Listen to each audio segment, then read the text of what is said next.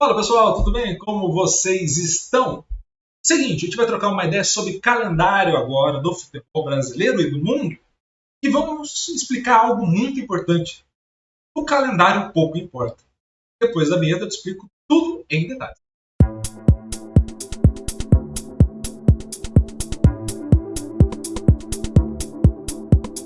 Seguinte, pessoal, o tema é meio batido, mas ele é importante a gente trocar uma ideia acerca disso. Quando a gente fala que o calendário não importa, é porque a gente tem uma discussão que ela é utópica.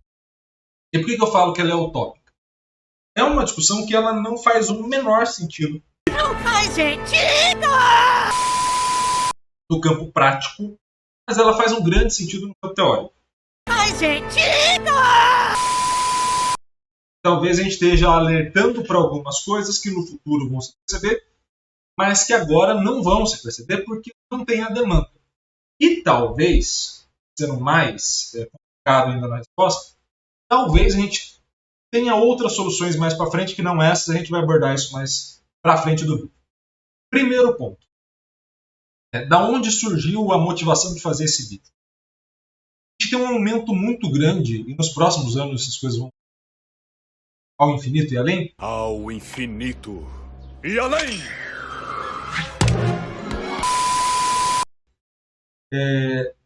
De calendário e de competição dentro desse calendário.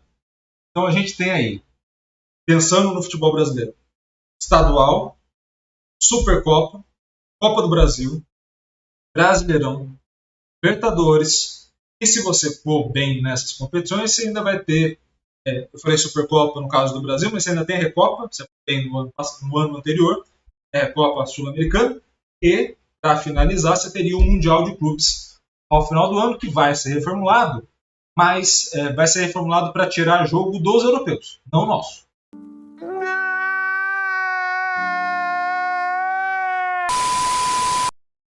Assim, a gente ainda vai ter que enfrentar os outros do Sul e os europeus já estão na final. Assim, você tira os jogos do cara da Europa, que vai lá para a Arábia e fica um dia. Tira esse cara da semifinal, por exemplo, ele, mas você deixa os jogos aqui acontecendo entre as principais confederações do mundo, né? Esse cenário acontecendo aqui. Ou seja, o nosso calendário não deixa de estar inchado, mas você suaviza pelo menos uma partida, ou pelo menos uma viagem e uma estadia de 3, 4 dias ali para o europeu. Esse é o primeiro cenário. Segundo cenário, e para mim o mais importante, você tem outras competições criadas.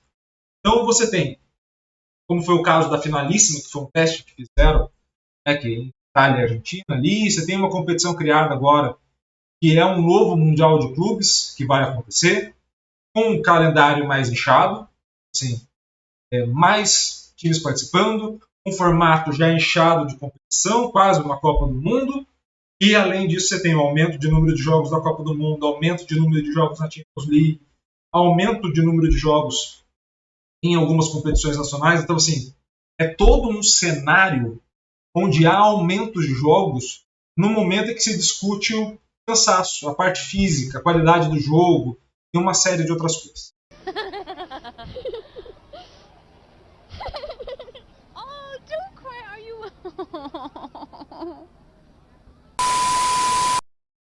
Bem, vamos à parte mais dura dessa reflexão.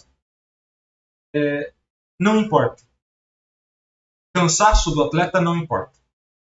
O cansaço da comissão técnica, as vaias no estádio, ou o deslocamento dele no país, nada disso está importando. E normalmente não vai importar. A questão principal é lucro, é dinheiro. Então, quando você faz um jogo a mais, ou quando você faz uma Copa do Mundo de clubes, de fato, com formato de 32 equipes, tudo organizado, similar à Copa do Mundo de países, você tem aí de ponto de partida mais partidas que são rentáveis financeiramente, o valor da competição aumenta, no sentido de compra dessa competição. Então, se a Cazé TV pagava um X dinheiro para transmitir os jogos desse Mundial, Provavelmente ela vai pagar o mesmo para o Mundialito que vai ter esses anos, até chegar a Copa do Mundo de Clubes, e essa Copa do Mundo de Clubes vai custar 4 vezes mais, 5 vezes mais. Tá falando da Elite. Isso aqui é Elite. Tipo assim, não tem erro isso aqui. Eu ganho, chega um ano que eu ganho tudo.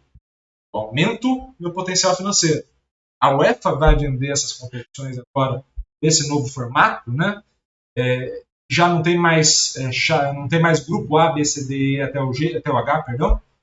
Você vai ter ali diretamente grandes confrontos num calendário enxuto, e que esses principais jogadores, nas pausas, ainda vão para as seleções. Então, assim, não é que tem umas pausas no meio ali e você tem alguns períodos de respiro. Você tem toda hora competição. Seja competição via clube, que é o que a gente está vendo, inchar nesse momento, seja as competições via seleção, que já incharam. Então você tem aí bem caracterizado que não importa. O que importa é a grana, é o dinheiro. Infelizmente é isso. Você tem uma importância muito grande de dinheiro em relação ao que você teria como performance. Já tem minha grana? Como é que é? Já tem minha grana? Como é que eu posso ter? Tudo bem, tá cedo ainda. Já tem minha grana? Ai, Deus. Cabe um outro ponto de reflexão. E até agora a gente criou um grande vilão, né? A FIFA, a UEFA, a Conmebol, a CBF, que seja. Você tem isso como um grande vilão. Mas você tem um outro grande vilão, ele é o financiador de tudo isso. E é você. Você tá falando sério? Ih, rapaz. Você é o grande financiador de tudo isso. Você é o torcedor. Você é quem consome. Se o jogo em si, a qualidade do jogo, não te interfere de ir, então pensemos numa Copa do Mundo.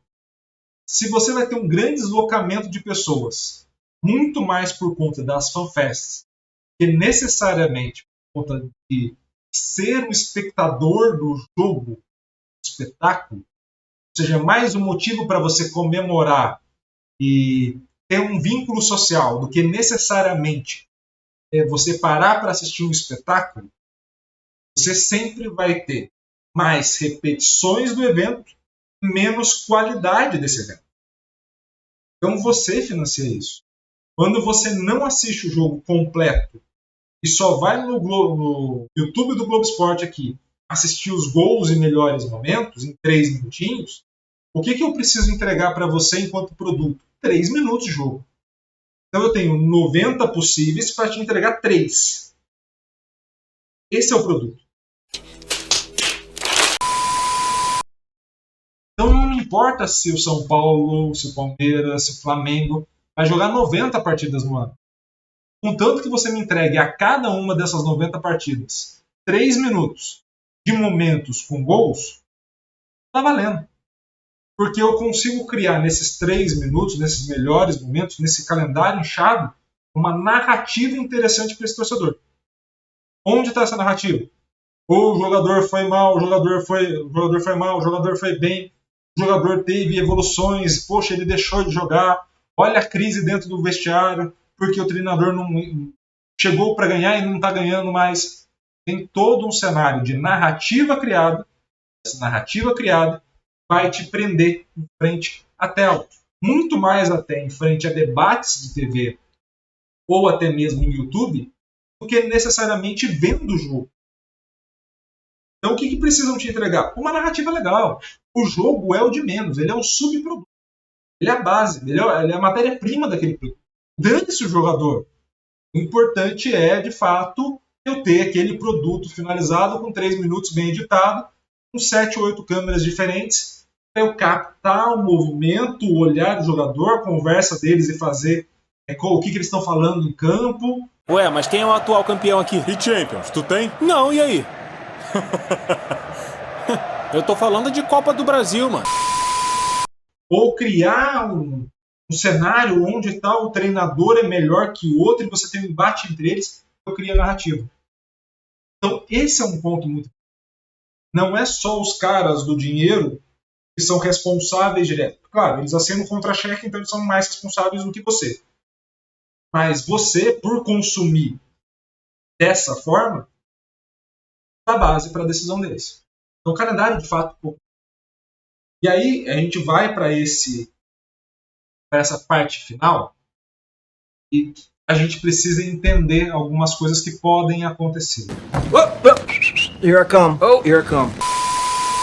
O que eu acho que vai acontecer? É um achismo meu, tá? Então não tem base científica, é só a minha opinião, tá? Eu acho que a gente vai perder as identidades, ou elas vão ficar muito sobressaltadas, tá? O que é isso, no final das contas? Você vai ter equipes que são de determinados treinadores ou de comissões técnicas que vão ser muito caracterizadas. Tipo o Guardiola hoje. Você sabe que é uma equipe ou que ele já passou ou que ele está lá. Você sabe, você vê na equipe o jeito que aquele treinador pensa. Ao mesmo tempo, você vai ver um bando de equipe jogando igual. Então assim, sem identidade. O bem ou o mal. E aí não estou falando que é ruim ou bom, tá? Basicamente o que eu estou falando é, você vai ter tanta coisa igual que quem fizer um mínimo de diferente vai se sobressair. Então você tem um pouco de diferença e se salva. Tá? E aí você vai ter outras coisas que são mais importantes do que o próprio jogo, que é a narrativa. Então, eu não assisti os jogos, tá? Thiago Mota no Genoa. Mas assim, por acompanhar os jogos do campeonato, por acompanhar as estatísticas do campeonato, é uma boa equipe, mas é a equipe acima do nível que o Genoa apresentava ao longo dos anos. E quais são os fatores que alteram, por exemplo? Pode ser que tenha uma questão de contratação, melhoria no scout, você pode ter uma questão de melhoria na comissão técnica, não só do Thiago Mota em si, mas de toda a comissão. Você pode ter um encaixe de equipe que você não tinha no ano passado, por causa de dois ou três jogadores que entraram ali. Você pode ter uma série de variáveis. Você pode ter um declínio das outras equipes, isso é normal. Né? Você não tem mais um Napoli tão forte como na última temporada. Você começa a abrir brecha para pontos que vão se colocando à disposição e você vai conseguindo captar. Tem uma série de coisas, além do próprio trabalho dele. Não tem nada contra o Thiago Mota. O grande detalhe não é só ele. E aí a gente cria uma narrativa de que o Genoa joga o melhor futebol italiano e é espetacular o que está fazendo. Por que a gente cria narrativa? Porque de fato a gente acredita nessa narrativa? Não. Porque eu preciso te convencer a assistir os melhores momentos do Genoa. Muito afiado! Para assistir os melhores momentos do Genoa, eu preciso te convencer que é muito diferenciado. Então eu crio uma narrativa tão mística, tão mágica, tão fora do comum, que você olha para mim e fala, pô, eu preciso assistir os melhores momentos do Genoa. Preciso assistir os melhores momentos do Girona. Eu preciso assistir os melhores momentos que você vai fazendo a listagem de equipes, para além das tradicionais. Isso é bom porque aumenta, por um lado, essa visualização das equipes, mas ao outro lado, tudo vira histórico. E aí, ao tudo virar histórico, fudeu. Assim, tirando que tudo de fato ele é histórico por pertencer à história, nem tudo é histórico no sentido de maravilhoso, de único, de especial. Nem toda história é assim. Algumas são outras. Então você tem essa criação e essa mistificação muito grande para tentar não observar a qualidade de fato do jogo. Tá? Você cria um subterfúgio, você cria uma narrativa que não permite você entender o jogo. Você já vai com, poxa, se o Genoa joga bem, o que eu observar dele é um bom jogo. Você não cria o teu conceito de bom jogo. Você cria um conceito outro. Você só vai validar esse conceito. E aí você vai ter, provavelmente, uma concentração maior de jogos com as principais equipes. E aí você tem um aumento do número de jogadores presentes nessas equipes e um empobrecimento da parte de baixo dessas equipes que não vão estar disputando. Então, se o Real Madrid vai enfrentar sempre time bom na Europa na Champions, Tudo bem, eu vou ter alguns times ali que estão mais para baixo, mas a maioria das vezes eu vou querer ver cada vez mais só essas equipes, só esse conjunto. E aí eu vou enfraquecendo essa parte de baixo da cauda, né, essa pirâmide.